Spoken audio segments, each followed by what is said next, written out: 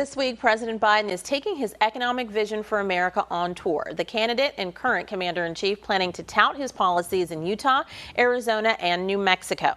Our political analysts drilling down on what the president's plans are doing for the country, and they are here to share their wisdom with us. Republican strategist Tab Berg and Democratic consultant Ed Emerson. Good morning, gentlemen. Good morning.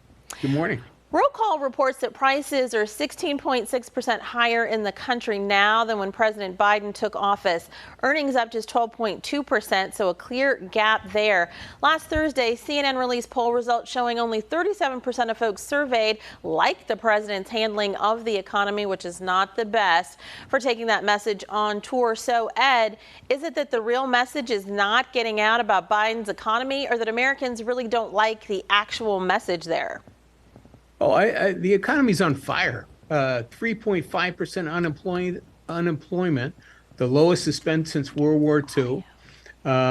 We've got the mighty Morgan Stanley, a Wall Street investment firm, talking about Bidenomics, talking about how the fact the economy is doing so well right now. 3.1 million people have joined the workforce since 1989. I'm reading off stats here that I researched deeply, which is since 1989, under Democratic administrations, we've created 48 million new jobs. Joe Biden has got inflation under control. Inflation is at 3%, which is the lowest it's been in 12 months. Gas prices are at an all-time low.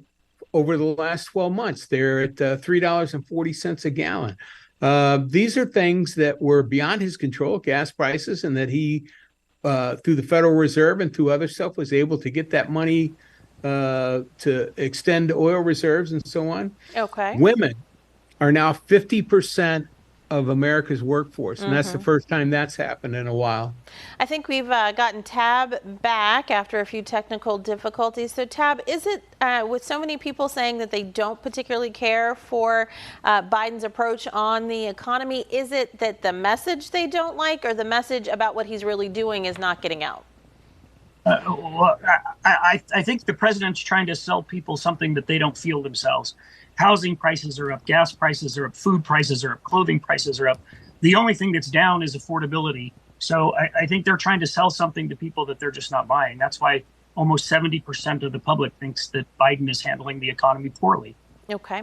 The reduction in corporate and moderate tax rates were the hallmark of Reaganomics. Bidenomics instead have focused on building the care economy, government investment, and worker protections. Under this administration, that last part doesn't seem to be being embraced by the employer side of the workplace equation, because we have so many groups in so many different industries trying to unionize over the protections they feel that they're not getting. What do you think about that aspect of this, Tab?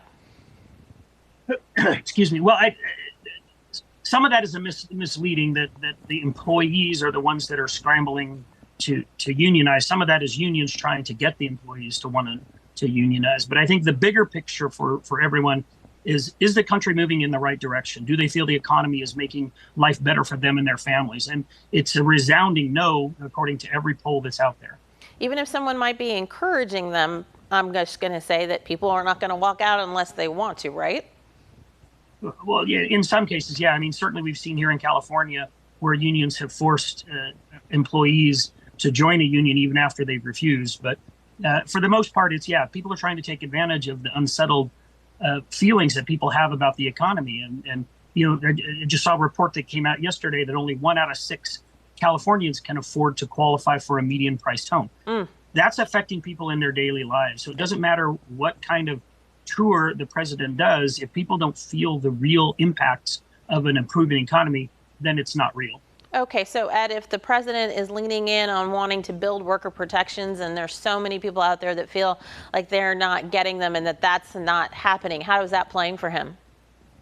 Well, Tab's right. I mean, it's a tough sell. You have folks out there, including Tab, banging on a drum, talking about how bad the economy is and about how bad Biden's doing.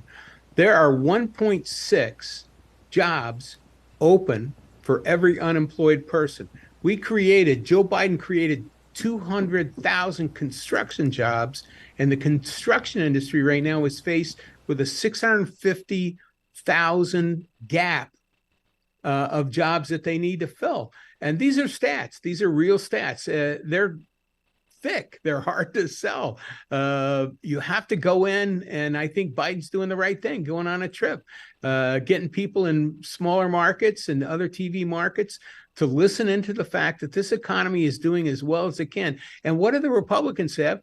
How about the mighty Wall Street Journal looking at Ron DeSantis' economic plan and calling it a failure, calling it misguided, calling it, unbelievable that this guy who thinks he should be president of the United States would propose this ridiculous job program. Listen, I got a hard lift. Democrats have a hard lift to go on getting people convinced that the economy is doing better. Inflation is down. Inflation is down. Gas prices are down 30% in the last 12 months. These are all things that the $1 trillion Workforce Investment Act have addressed.